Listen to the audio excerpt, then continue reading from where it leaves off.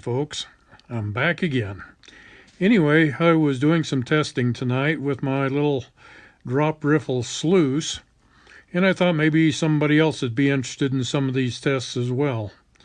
This is a little sluice I built, and it has a clear sight on it, and different features that I've included on this that I can test and see just how well they work out.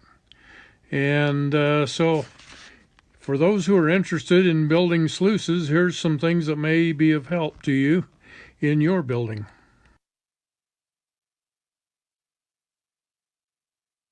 Well, this little sluice was my first test at trying out the deep well or the sump sluice or whatever.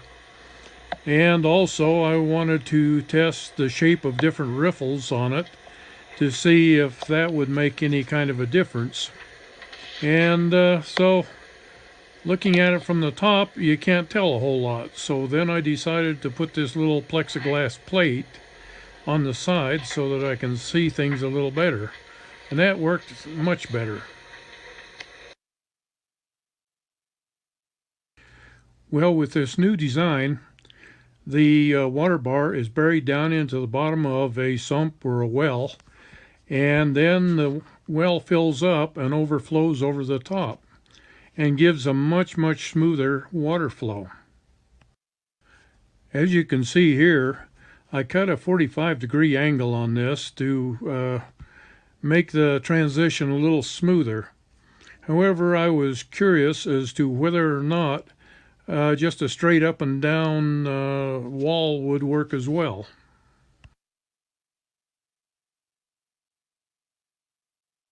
Well, on this mini sluice, I cut off part of the angle on there so it was a vertical wall to see how much of a difference it would make in the water flow. And it makes a little bit of a difference, but not that bad, and especially for on a sluice.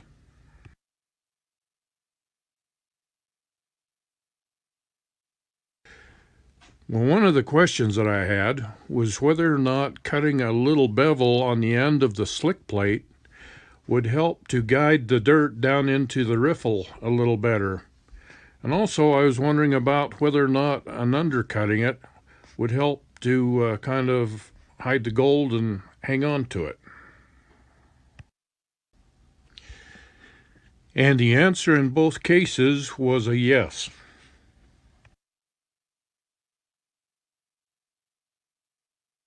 On the first riffle, I had it shaped as kind of a triangle, but then I wanted to see what a vertical face on it would be like.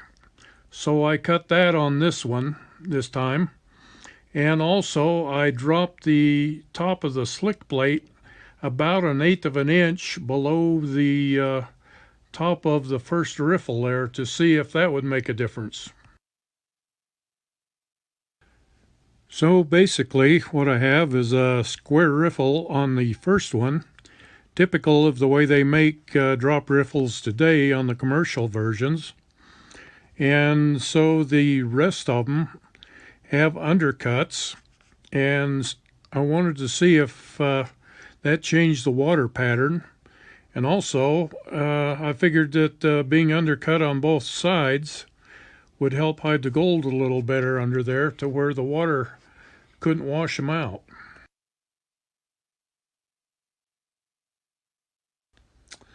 And yes, those undercuts like that definitely hold the gold much better.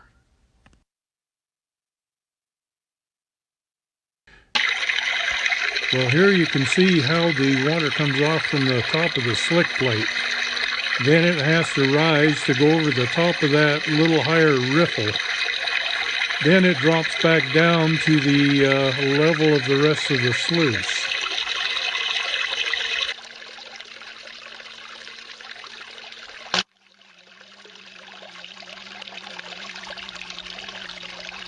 Well, it's time for a little mud in the hole. Now, if you look at the end of the slick plate, you can see that beveled edge that the sand just travels down that bevel and right into the trap. So it does make a difference. and it kind of just slams up against that vertical wall on the opposite side, and that creates kind of this little vortex in there.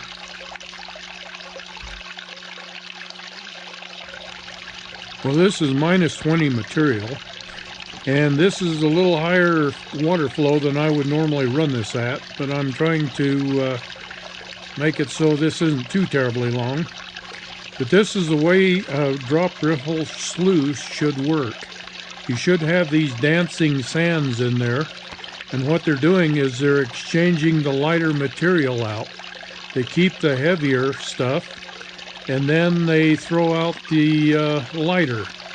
And by dancing like this, the lighter material dances higher than the heavier and gets washed out eventually. So this is the way it should work. Also, this dancing creates a quicksand, and so any gold that happens to come along will be dropped right down into the bottom of the riffle.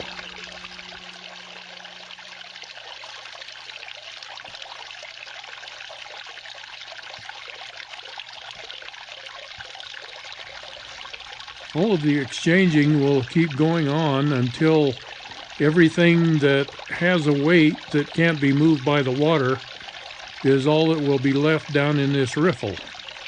And as you can see, the gold is some of the heavier material, and it will remain here in the riffle, and all the rest of the lighter material will eventually be ejected out.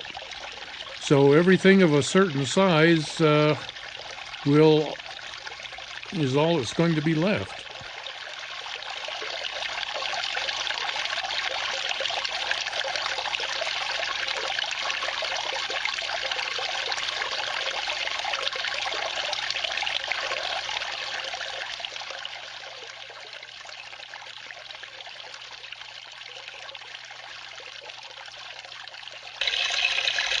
Now pay attention to these two riffles and how they are different in how they handle the sands. The flat-faced riffle just kind of makes a little vortex in there and spins the material and throws the lighter material out that way. And the one on the right throws the material back up the back wall and into the water flow again. So by changing the shape of the riffle makes quite a difference in how it handles the processing of the sands in there.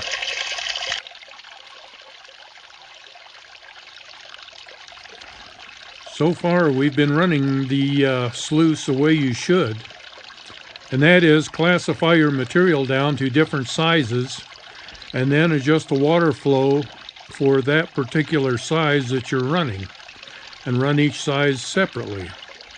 Well, I know there's a lot of people out there that want to run it without classifying.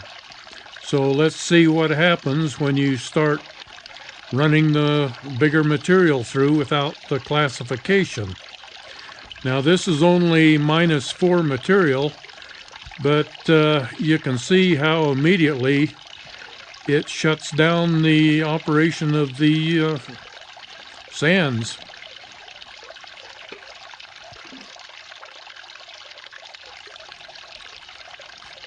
Well, now your sluice action or your riffle action is shut right down to nothing.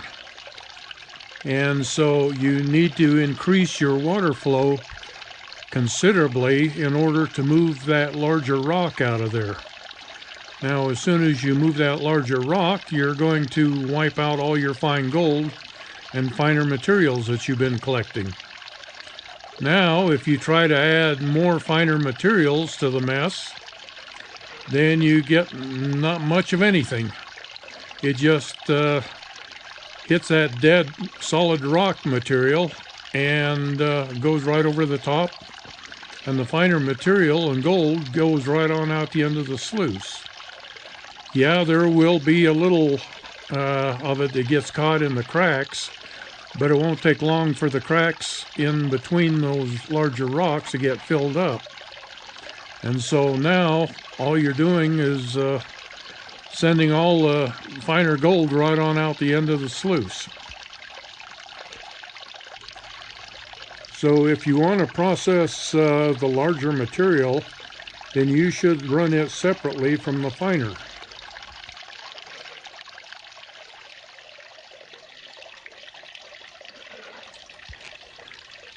As you look down on top of the sluice, then you can see that the riffles have virtually stopped working. And now everything that we pour into it is just going right over the top and on out the back door.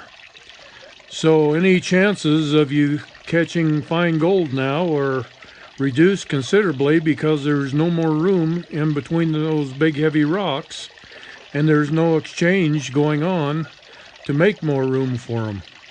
So this is why it's not a good idea to run unclassified material. I think that the drop riffle sluice for catching fine gold is one of the best sluices out there. But you have to run it properly in order for it to work to catch the fine gold too. So anyway, I hope this has been of some help to some of you. And as always, I thank you for stopping by and watching. And I hope you have a good day. Bye now.